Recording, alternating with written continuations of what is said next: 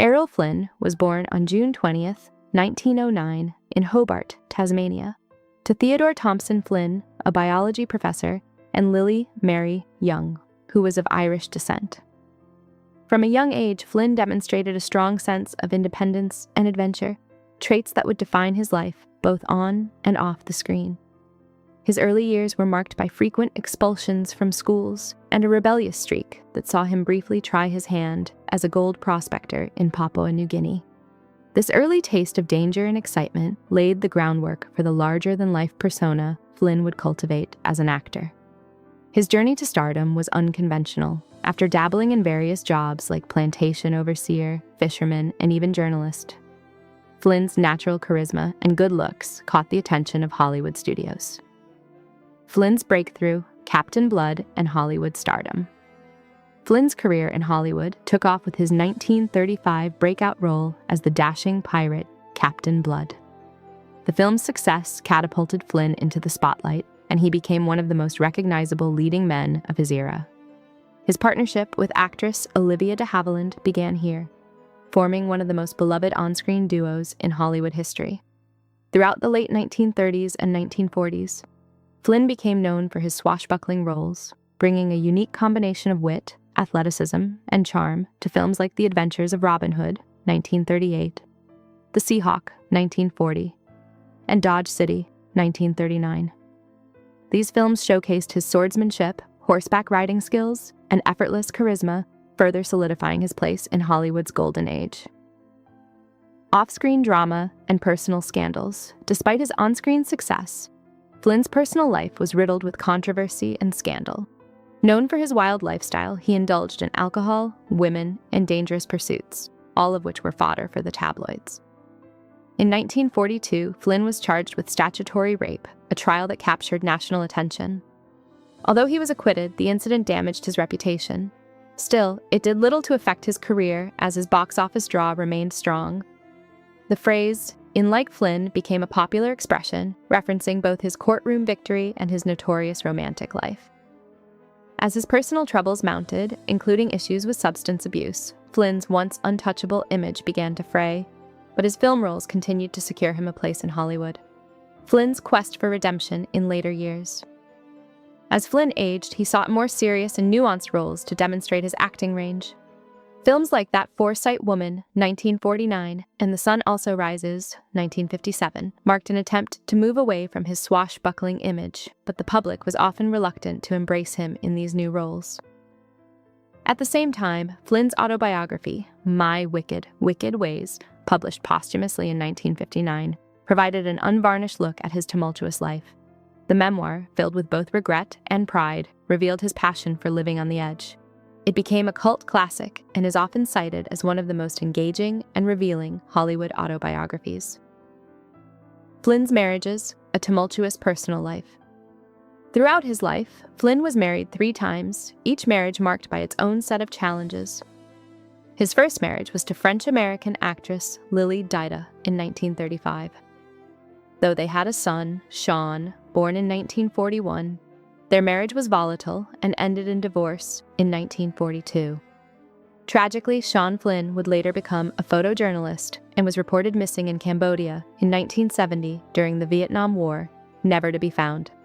Flynn's second marriage was to Nora Eddington in 1943, shortly after his divorce.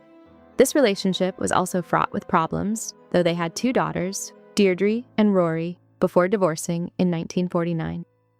His third and final marriage to actress Patrice Wymore in 1950 seemed more stable. They had 1 daughter, Arnella, but even this relationship faced difficulties due to Flynn's declining health and continued alcoholism. Flynn and Cary Grant, a brief romance? The memoir also hints at a brief romantic entanglement between Flynn and the iconic Cary Grant. Grant, known for his polished, enigmatic persona, was married 5 times and lived with actor Randolph Scott for years, which sparked rumors about sexuality.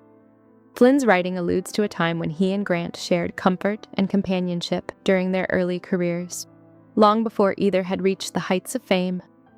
This revelation, if true, offers a glimpse into the personal lives of 2 of Hollywood's most beloved stars, highlighting the emotional connections they formed in an era that demanded secrecy and conformity.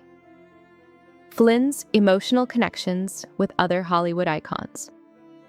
The memoir also touches on Flynn's encounters with other notable figures, including Farley Granger, who would later come out as bisexual in his own memoir.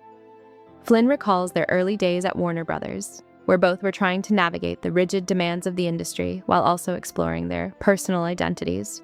The memoir reveals that the Hollywood system, particularly during the Golden Age, was a world of fear and paranoia. Actors were forced to maintain a hyper-masculine image and hide any aspects of their sexuality that might damage their careers.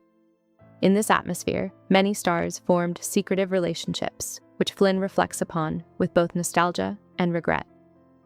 Living in Shadows: The Cost of Secrecy in Hollywood. Flynn's memoir paints a vivid picture of the secrecy that surrounded Hollywood's golden age, particularly regarding the sexuality of its stars. According to Flynn, the pressure to maintain a public image of heterosexuality was overwhelming. Hollywood studios, under the guidance of figures like Jack Warner and Louis B. Mayer, enforced strict morality clauses that demanded conformity. As Flynn writes, "We lived in a world of shadows. We wore masks even in our sleep." Behind the glitz and glamour, many of Hollywood's most famous actors were forced to live double lives, navigating love and relationships in a time when being open about one's sexuality could end a career. The Price of Fame: Flynn's regret and reflection. As Flynn reflects on his past in the memoir, it becomes clear that much of his life was marked by a deep internal struggle. While he was known for his charming, carefree image behind closed doors, he grappled with his identity and the consequences of living in secrecy. He recalls moments of joy, tenderness, and connection with other men, but also the constant fear of exposure. Flynn writes of quiet evenings, shared laughter, and intimate conversations that were never meant to be seen by the public. These reflections offer a more nuanced understanding of a man who was often reduced to the role of a hedonistic womanizer, but was, in fact, much more complex and human than the tabloids ever allowed. Flynn's decline. Financial troubles and final years. By 1959, Flynn's once glittering career had declined sharply. Excessive spending, failed investments, and legal troubles had left him financially unstable. The wild lifestyle that had once defined him had taken its toll, both personally and professionally. In a final attempt to regain control of his finances, Flynn traveled to Vancouver, Canada, in October 1959 to negotiate a deal involving his beloved yacht, the Zaka. He was accompanied by actress Beverly Adland, with whom he was romantically involved, despite the public scandal surrounding their relationship. Though he appeared calm and unbothered by public opinion, Flynn's health was in rapid decline, and his final days were marked by pain and reflection. Errol Flynn's final moments: a life cut short.